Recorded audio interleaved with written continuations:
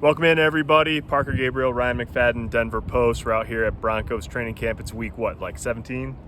It's hard to keep track of these days. Three, I think. It's the third week of camp. It is Tuesday afternoon. This is Denver Post 4 Downs, 4 most interesting things we saw and heard at practice today. Ryan, again, today, injuries, one of the storylines of the day. We saw both Mike McGlinchey and Brandon Johnson drop out right within a couple minutes of each other during one segment of practice. Yeah, and I'll say this.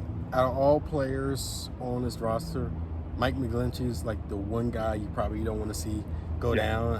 You got, after looking at what happened last year with the offensive line and the money they spent on it in the offseason, to me, he's like one of the most important players on that roster. So you hopefully it's nothing like too serious in terms of for him. But Brandon Johnson, that was tough to see. Obviously, he got hurt during one-on-ones as he was running his route.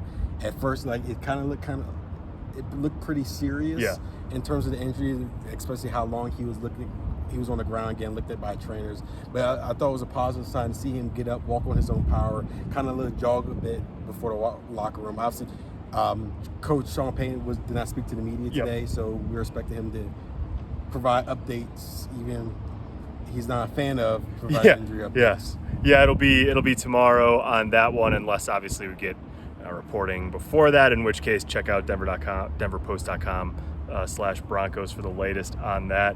McGlinchey was able to walk off 2. He got rolled up on in a 9-on-7. That's always just sometimes you roll an ankle and it's fine, but that situation where a guy's up under your legs, that can be dangerous. Obviously, you see guys get hurt of all positions get hurt in those situations at times. Number 2, another good, even without Mike McGlinchey or Garrett Bowles, who's been sort of on and off during camp.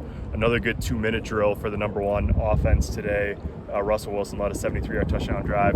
Big play to Marvin Mims on 3rd down, and then a touchdown pass to Cortland Sutton. And they've been sort of cooking, I guess you would say, in the 2-minute drill the last few days. Oh, yeah.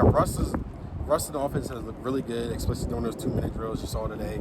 Russ was that beautiful pass to Marvin Mims, and then he connected with Cortland Sutton for that nice touchdown pass. And you're starting to see the offense starting to come together, where it's the early stages when you saw the inconsistency, you saw the picks. I could kind of say there were growing pains, or at least you hope those are growing pains and not something that you'll see in the regular season. But it's good to see the offense coming together. You didn't see the pre-snap penalties we saw in the past few days. So I think this is a positive sign for the offense, and it looks like Russell Wilson is trending in the right direction. Okay, number 3, the Broncos didn't have their offensive tackles on the field, starting offensive tackle for the 2-minute. Defense didn't have Justin Simmons. He's been out the last few days with a groin strain, but he hasn't been sort of sitting idly by and watching. Vance Joseph, the defensive coordinator, said today that he's actually helped Vance correct 3 or 4 things over the past few days, terminology-wise. They've sort of melded the language of these defensive systems from what Denver did last year, from what Vance has always done. It was really interesting to hear Vance talk about the impact that guys like Justin Simmons and Josie Jewell have had on this defense. And he coached both those guys his first time around here when he was the head coach, but it really does seem like it's been collaborative in putting that system together. Oh, yeah, and the players have talked about it before, and what Vance said, that's Justin Simmons being the leader that he is. Yep. And also, too, that's also that emphasis, how Vance doesn't want to take away what this defense has done well while he was gone. Right. And even though they have not had the success in terms of wins, they have been a pretty solid defense, especially last year as well. So even Caden Stern mentioned how where Vance is not trying to completely change everything. Yep. It's more of doing what they did well last year and maybe adding a few things. So that's good sign. That's a good sign to hear how well he's working with the defense, and especially the guys like Josie and Justin Simmons. Last thing today, number 4, it was Luminary Tuesday randomly here at Broncos camp. Everybody was out. The ownership group, Rob Walton, Greg Penner, Kerry Walton Penner, all out for part of practice.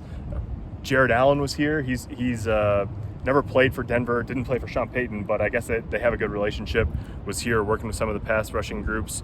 And a former quarterback by the name of Peyton Manning was around too. And Jake Plummer was signing autographs today. So between that and obviously the Denver Post crew here, the stars were out at Broncos camp. Yeah, it was a pretty big day. Now, like you said, the stars were out. I saw Sierra Sierra out there as well. It was a pretty big day. It's funny. Payman was wearing a bucket hat. Yeah, a Gilligan hat maybe even, after Sean Payton said yesterday that none of the Gilligan hats will be allowed during the preseason game. But, Payton can do whatever he wants around here, and plus he shares the name with the coach. So it's all good. It's all good from here at the Denver Post. Ryan, Parker, thanks for watching. We'll talk to you guys tomorrow.